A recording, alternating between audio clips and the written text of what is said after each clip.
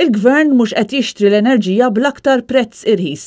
Dan ikkonfermah ir-rapport tal-Awditur Ġenerali dwar il-Power Station u huwa riżultat dirett tal-ftehim li l-Gvern għamel mal-Electrogas.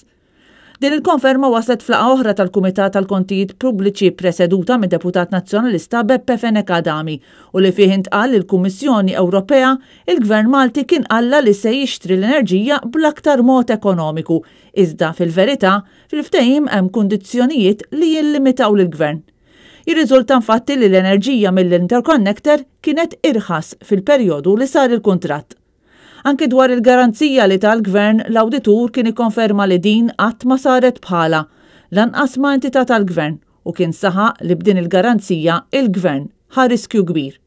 Tul il-laqa Beppe Fenek Adami spjega kif fil-bidu tal-proċess gażoil kellha 3000 sem b'valur ta' euro kull wieħed biex xarejn wara dawn l-isma ġew jiswew 2.5 miljun euro. Jiġifieri l-gażoil pratikament għalet 2.5 miljun euro f'temp ta' 60 jum.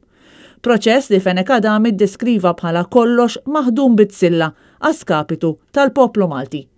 Fit-tweġiba għal xi kummenti li għadda l-wib tal-Gvern, Karel Aquilina qal li Bedingfield kien qed ikompli ġustifika l-korruzzjoni f'dan il-ftehim u fakkar li llum wieħed mid-diretturi ta' dan il-konsorzju jinsab involut fil-qtil ta' ġurnalista.